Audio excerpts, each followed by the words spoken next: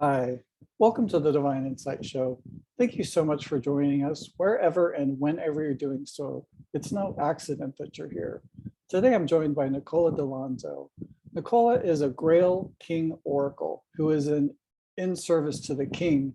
She believes that every man has a king within, and her work is to assist men who feel ready to step into this powerful place within their own consciousness. Her work is through a devotional one-on-one container where she becomes a guide to the embodiment of potent masculinity. She studied psychology and spirituality at Bastyr University and attained level 3 Oracle at the Seven Sisters Mystery School. She has studied with masculine, feminine dynamics, coaches as life would have it. She found herself as the only woman again and again in many situations. She has always been driven to understand the psyche and speak to the truth. These experiences woven together have created the perfect backdrop for Nicola to deeply understand the masculine psyche and masculine and feminine dynamics. Nicola works one-on-one with men in the devotional container. On rare occasions, she opens up the calendar to women who are ready to devote themselves to healing their relationships to the masculine, but a majority of her work is with men. Anything else you want to share about your work as we start talking about the show today? I can't think of anything now. Okay. When we talked before the show, and I'm really excited to see you again and have you join me again, we talked about a topic of woundedness within masculinity and femininity. And I'm really excited to talk to you about that today. So let's start. What do you mean by woundedness? How does that work? Thank you for having me, Travis. I'm excited to be here and talk with you. And wow, this is such a big topic. There's so many ways we could go at it. But I think one of the best places to start is when we think about what was our relationship to our mom and our dad, because those two together, they hand us our healthful understanding of our masculine or feminine, or our woundedness with our masculine and our feminine. And a lot of times our parents were wounded themselves by their parents. And this is something that was passed down generation to generation. And a lot of us that are on the planet right now, we've kind of decided we're the ones where it stops. We refuse to hand the wounds down to the next generation. And we're ready to understand what are these dynamics between masculine and feminine, and how do we deal with all this woundedness. So when you look at the relationship to your mom and your dad, you'll always see the pattern and the woundedness that has come into your life. And you can see then in your own life the way that you have tried to work out those wounds, frequently in painful ways, although what it really was you trying to work out those wounds.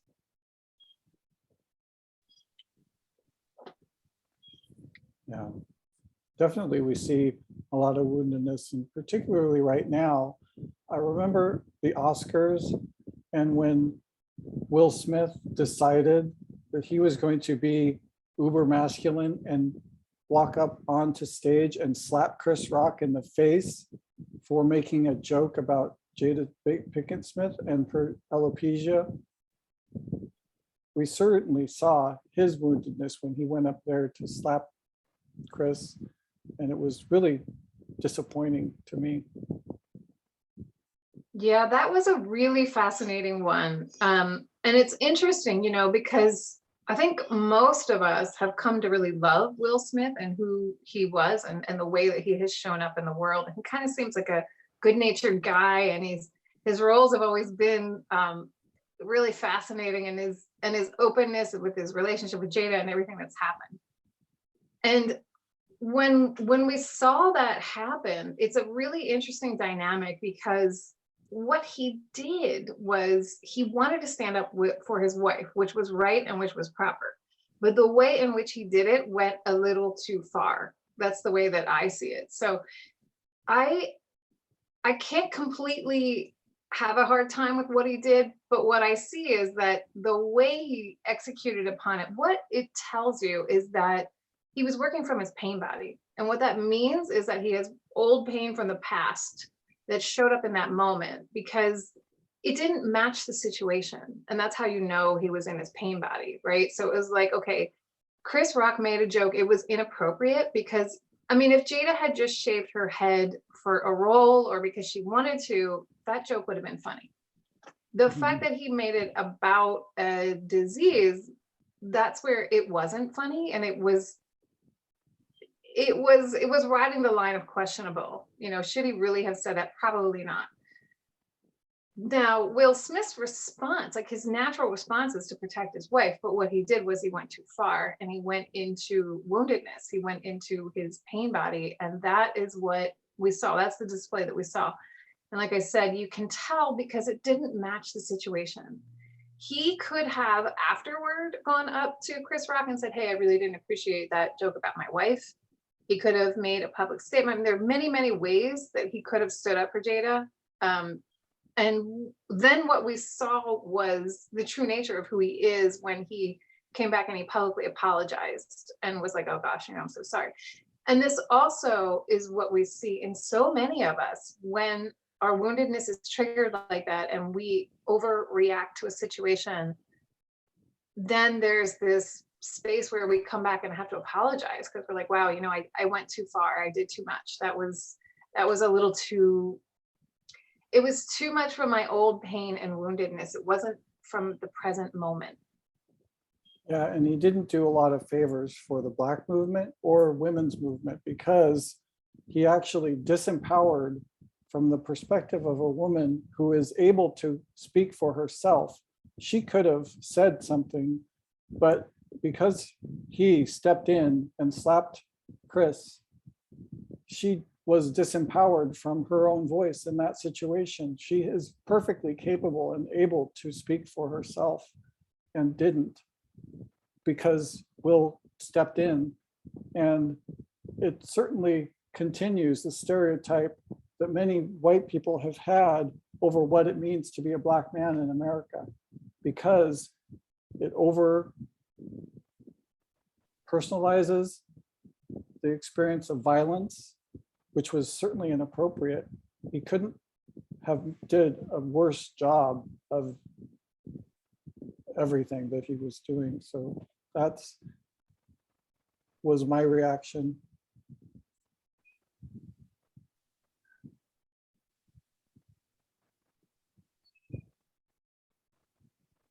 So with your work around what it means to be within your masculinity and femininity, I'm curious, how does that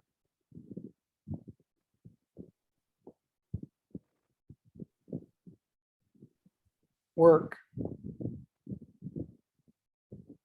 when you're looking at these two aspects of ourselves? What is our true nature then? What is our true nature? Masculine or feminine? That's such a good question. It's such a good question. And the truth is we all have both to some varying degree. And we have a lot of women who are naturally more feminine, and we have women who are not. We have women who are naturally more masculine. We have a lot of men who are naturally more masculine, and then we have some men that are naturally more feminine. And then we have everything in between. So we kind of have a big mix out there. And I think one of the things that we're coming into in these last years is really understanding that we can't just paint one broad stroke and call everybody one thing. And I think this is one of the greatest lessons of these years, of these last years. But the truth and what needs to happen is you need to know where you land.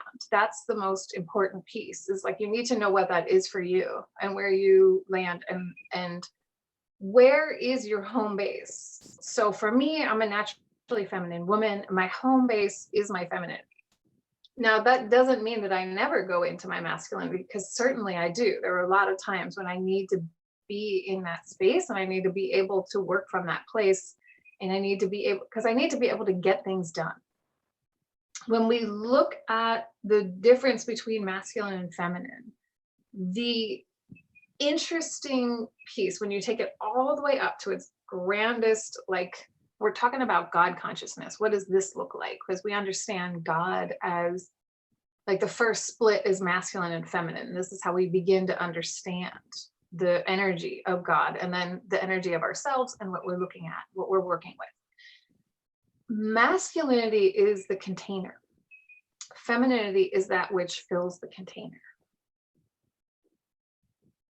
So that's the like all the most broad definition that I can come up with before we just move into like this merged one Godhead. Like that's kind of the last step, is to like bring these two together and you have this merging of one. And within our own being, within our own body, we carry both of these frequencies. And when we understand where we land, which one is home base, or is it somewhere in the middle, that's how we are able to bring like the real truth of ourselves and our most potent and alive experience to this world. This ties very directly into woundedness, though, because if we have parents who are wounded and they see us trying to be in healthy expression of our natural selves, but that's uncomfortable for them because of their woundedness, and they kind of squelch that expression, then what we see is we're trying to behave in ways that don't fit the true nature, our own true nature. And we start operating over here in some kind of coping mechanism that takes us away from the truth of who we are. And then that brings anxiety and eventually depression. And I think that this is the truth behind so many people's experience, and they don't quite even really know or understand that this is what's happened. It's like you're not comfortable in the actual place that really is home for your energy. And you don't know how to be in that and express from that place, like the true nature of yourself. And that's, to my understanding, it's one of the most important things that we can understand, which is our true nature. And that, right, we carry both. And for me, a naturally feminine woman, my experience in this life, and for so many women, was, so here I am, this feminine woman. I go out into the world and I get this really great job. I make all this money. I buy my own house. I kind of am taking care of my entire life. And that's a very masculine dynamic that I'm working with, which would be fine if I was working from my raised masculine, like a healthy version of my masculinity, but I wasn't. And so many women aren't. What I did was operate from a false masculine shell that I put out around me. And my own actual masculinity, I was pushing it down. I basically was saying, sit down and shut up, because I don't want to hear from you. I've been hurt by you. And what I meant by that is that the men in my life, the experiences of pain that I've had because of men, is where I turned to my own masculinity and said, I don't want to hear from you. And what I did was take on this false masculine shell around me. And we see this with so many women who are actually feminine women. They're carrying a false masculine shell. We see it with men who are actually masculine. They're carrying a false masculine, false feminine shell. And then any other, any way that you are not in your true nature, the true nature of your energy, and you've put something else in front of you that you're operating from because you have shut down through pain the truth of your frequency. This is what we're talking about. Yeah, and I'm also thinking back to studying in gay culture. There's another dynamic where there's some kind of confusion a lot in the straight world of what it means to be gay, and whether a gay man embodies masculine or embodies feminine. It's completely different from their sexual orientation. But it gets confused, and sometimes even within the gay community, as a man, there's some disconnect between the sexualization of the behavior and outward expression of gender, irrespective of one's gender identity. It confuses everything because there's a lot of expectational outcomes that people want to put in front of them because of their gayness. And that doubles if they're wounded, whether it's been wounded as a child from other bullies, or even a parent getting kicked in the street. That would certainly be devastating and uncomfortable for a person walking wounded in the world, forever being impacted at feeling rejected and abandoned for their life. I'm glad that that wasn't for me. Hasn't been my experience. Yeah, and you brought up a really, there's so many places I want to take off from what you just said. And at the end there, when you talked about the abandonment, now that is truly one of the greatest wounds that humanity carries across the board. Almost every single human carries some expression of the abandonment wound. And really what it is, it's what I said from the very beginning. It's kind of how did your mom and dad behave with you? Were they able to be completely, I can't say completely not wounded with you, because that's never going to be the case. But were they able to be healed enough that they didn't pass on such big stuff to you? Excuse me, and big stuff in the grand scheme of things, when we're really looking at it, the worst of it is that abandonment wound. Because that triggers all of that I'm not worthy, that triggers all of that it's not okay for me to even receive love in no matter what form it wants to come in. I can't receive money. I'm not allowed to receive a partner. I'm not allowed to receive good things. We block so much from coming into our lives due to that abandonment wound. And a big, big portion of that is with the father. And also the mother, don't get me wrong, that's a big part too, but so many people feel disconnected from the father that it's excruciating. And when we're talking about dynamics within one human being, if you are a straight man or woman, there's a few less layers, is what I'm hearing you say, than if you're a gay man or a woman, because of societal expectations. And also what you were talking about, where if you're going to look at feminine and masculine expression, gender could be different than sexual preference. So now you've got layers. And this is one of the other things that my brain kind of jumped to when you were talking about that. I was thinking of the way that the Native Americans will not just say masculine and feminine. It might be like feminine, feminine, masculine, or a person might be masculine, masculine, feminine, feminine. There are many different two-spirit, many different ways to understand what's going on and to address that this actually exists within the human psyche.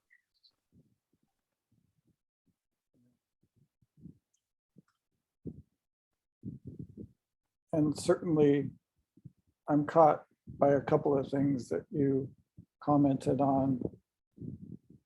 One, when we're cued, because I have PTSD and I don't consider myself to be a gun waiting to go off. So I don't use the term triggered. I use the term cued, because anytime we're in an environment that cues us up to have that reaction,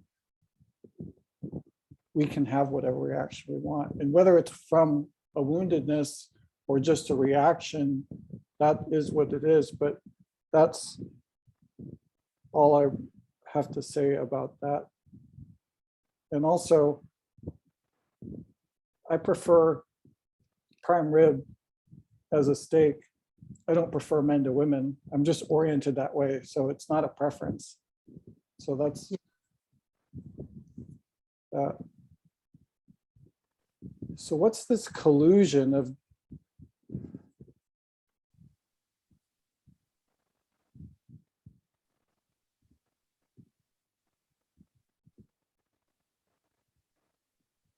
when we talked before the show, we talked about you saying we don't know the truth of each nature. How do we live from the best place possible within that? Yeah.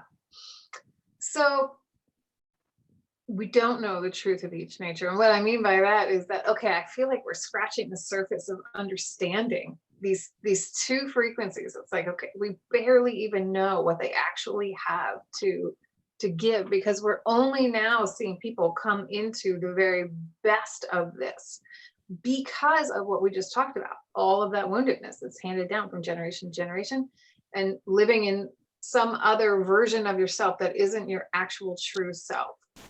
So the biggest thing we can do is to begin to heal the wounds that happened, those very wounds that pulled you away from the truth of who you are, the actual expression and the way that you would be behaving in this world had you not had to formulate some other almost personality to be okay in your parents' space. Because with your parents' woundedness, they said your natural expression isn't okay. This is the message that you understood. And so then what you did was say, okay, I'm going to try to find a way to behave where I get the approval from mom and dad. That's what we're always looking for. And we are geared and wired for that, because in the healthy expression, mom and dad, what they would be doing is architecting our energetic field. They would be holding the architecture of God the Mother and God the Father for us, right? So then we would be these beautiful expressions of this child of God, where we would not question our worth. We would know what it is to have our needs met. And this is a huge piece, because basically what it all boils down to is getting your needs met. And how do you do it? So when we see, like a perfect example of this, when we see an empowered masculine man, what we see frequently is a tyrant. So much so that many men are afraid to become empowered, because they're afraid it's going to directly mean becoming tyrannical. Or I'm a Trump. Right? So, okay, so what's going on behind the tyrant? Like, what's actually happening? And the truth of it is that this man doesn't know how to get his needs met. That's what his problem is. That's why he's behaving the way he behaves. So he either becomes manipulative, or he becomes mean, he becomes controlling, he creates fear around him. And it's all about the belief that he cannot have his needs met. So he creates this environment where people have to behave in a certain way so that he can secretly put his needs in there and get them met that way. The man who understands that empowered behavior doesn't have to have anything to do with fear and control and manipulation, and knows how to get his needs met, this is the man who becomes king. And this is the work that I do. And this is what I see again and again, is men who come and they are ready for empowerment, but they are literally holding themselves back. They are holding their own energy hostage because they're afraid of becoming a tyrant. Because of what you just said, Trump. I mean, almost every world leader right now is a tyrant, is a powerful man who behaves in painful and manipulative ways. And if you looked at his family, if you looked at the way he grew up, if you looked at what he understood about himself, I can bet you that that man does not know how to get his needs met. The king expression, when we look at the healthy child archetype of the king, it's called the divine child. The divine child is the child who grows up with parents, and he understands that his needs are actually inspirational to his parents. When he's sitting in that high chair and he needs food, and mom or dad is making food, he understands and experiences them as delighted to make that for him, because if things were set in the way that his parents were not wounded, that's what he would experience. It's delightful to feed a child. Everybody knows that, right? There's nothing better. Unless you are wounded and something is in the way and mom and dad are distracted, and there they are like, oh, the child needs to eat again. We have to go get food, and this child is receiving these messages as I'm not okay. There's something about me that's wrong. Mom and dad aren't happy to feed me. I'm a problem for them. And this is where it starts. It starts in childhood. So the healthy depiction is the divine child. And this is the child who knows that his needs are inspirational. And as he grows, he understands that this is true all the time, across the board, in every situation. And he behaves and acts entirely differently when it comes to his needs. He feels free to go out there and get his needs met. And he knows that the people around him love him and are just as happy to help him get his needs met as he is to help them get their needs met.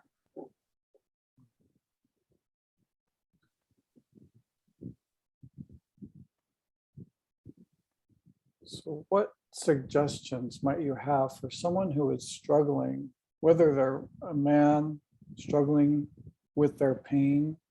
What tips would you have for someone who might be watching that is struggling right now to accept or live within their divine masculinity? Yeah.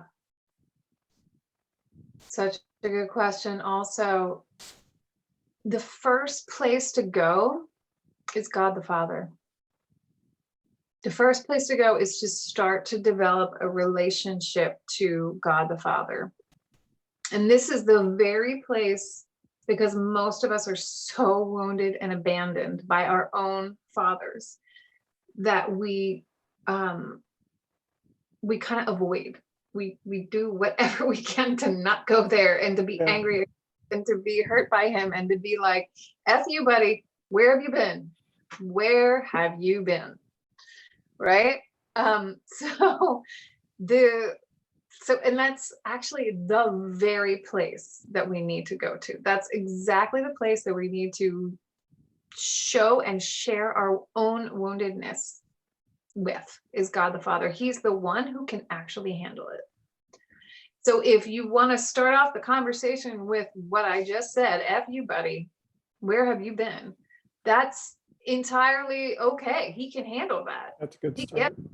Yeah, it's a good start. That's the place to start, to like literally, and even a journal to God the Father, like, I am so angry at you. Here are all the places you let me down. Here are all the places you never showed up for me. Here are all the places that I struggle right now, because I don't have your protection and your provision in my energy field. So we have to get through the anger. We have to get through the feeling of abandonment, and we have to start to develop a relationship. And God the Father, he can handle it. He can take it. He can take your rage. That is actually the only appropriate place to put that rage, because to put it on anything or anyone else is not where it belongs. There's no other human that can handle that level of anger and that feeling of abandonment. It's not fair. It's truly not fair. And, we see it play out in relationships over and over, because our partner will trigger it. It happens. It just, cue it. I don't like the word trigger either. So I love that you use that word cue. Our partner will definitely cue that right up, and we'll go for it. We'll I'm imagining a pool table, and we just hit that ball. Like, there it is. Thanks for putting it right there for me. I'm going to hit it. Yeah, that's yeah. That's why we choose them ultimately at the soul level. It's right. That's right. Until we're ready to draw in that person that's like, okay, I've healed enough of my pain body that I'm ready to live most of my life not in this, from not a wounded space. I'm ready to do that. There are lots of ways that you can heal enough to be able to come to that place, but that's really what we're talking about: emotional maturity, to be able to understand and know, okay, I'm in my pain body right now. What does that look like? And what does that mean? That means that I'm no longer present. It means that my emotional response does not match the situation. It means that I want to make the other person who is with me just as angry as I am. Ooh, it's such a potent one, but it's the truth. That's how you know you're in pain body.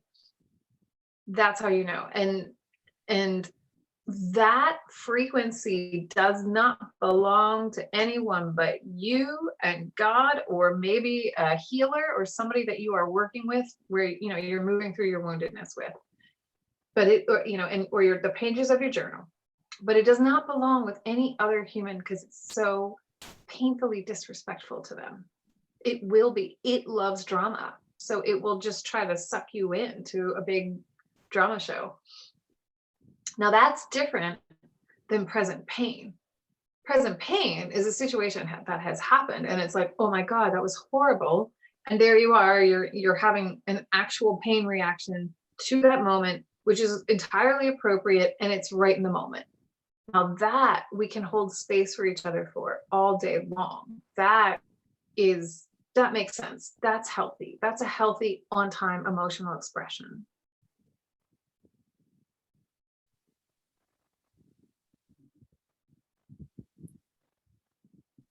I'm hearkening back to my own social science background when I studied hypermasculinity, homophobia, religiosity among athletes at Western Washington University. And I studied it because I had this idea and thought that if someone was more hyper masculine in their orientation, that they might be more homophobic than people who are not hyper masculine. And hyper feminine also, I thought, was a factor in one's homophobia. But the one telltale sign that I asked one question at the end of the survey and was trying to differentiate between people that have someone in their life that's gay, or if they don't. And that made more of an impact on people's homophobia than even religiosity or gender, because I found at the time that women athletes tended to be a little bit more homophobic than masculine male athletes at the time. This was over 20 years ago. So I think that if a person is in their pain body, whether they have a belief about what it means to be a man or what it means to be a woman, that certainly would dictate their emotional response in the moment of the reaction. That's all that I'm thinking now. Yeah, that it would be pain body more than anything that would bring that kind of reaction out, that would bring a homophobic reaction out. That makes sense. That makes sense, because when we're in pain, we are afraid. And then when we become afraid, then we need to control. And we start clamping down, and it's like everything that happens, I'm not okay with what's coming into my environment because that's outside of my comfort zone. Yeah, our rational brain shrinks and the emotional brain expands. So. Yeah, exactly. And in even worse cases, then we get down into that, like the lizard brain, the reptilian brain, where we're not even capable of understanding language. That's now we're just at symbols. And this is really fascinating, because it happens in the moment. You've seen it. Somebody was so upset, and that, like, the emotional, like what you just described, the emotional brain just goes, and then they just, like, they're gone. And now you are speaking rationally, and they simply cannot even comprehend what you are saying. It's like it's gone. It's like the Hagar the Horrible in the comic strips where he's like gibberish in the mind. Yeah, that's it. That's like, at the worst. And we've all seen it happen. And you're like, what? It doesn't make any sense, and it doesn't look, because it doesn't make any sense. There's no sense to be made from that place. That's not, and it's part of the human consciousness. And so we need to understand and know, like, this is part of our animal body that we're working with. And when we get to that place, we need to be responsible for understanding and knowing that's where we are. And that's where we have to pull back. It's not for anyone else at that juncture, no matter how we feel, because we're gonna be disrespectful to those in our space. Thank you so much. I think we're running out of time for the show. Is there anything else that you want to share about your work with the audience as we close out the show? Yes, and thank you for having me on, Travis. I You're always love very seeing. welcome. Yeah. I would say this, that what I understand is that there are so many men who are really ready to embody the very best of who they are and what they have to offer this planet. And the place that we're at in this time where we're watching so many crazy, tragic events unfold, we need our men in their most powerful place. Now's the time for it. And I know that so many men feel the call. And so whether you work with me or anyone else, I feel so compelled to say, go for it. Go after understanding and knowing the very truth of who you are and coming to that place that we started with, where it's like beyond the woundedness, beyond the pain body, and coming into understanding who are you and what do you have to offer? What is your mission and purpose in this life? And go for it. Thank you so much. How can people find out more about you or your work, or if they want to schedule an appointment with you or something? Right now, the best place to get me is on Facebook. I'm in the middle of, I'm creating a website right now with a brilliant woman. And so right now, the best place is find me on Facebook under my name, Nicola D'Alonzo. Okay. I'll send people there. Thank you, Travis. Yeah, thank you so much for your time and joining me today. And thank you all so much for watching or listening. It's no accident that you're here. We're guided here, certainly. And it's timely. It's time. So thank you so much, everyone.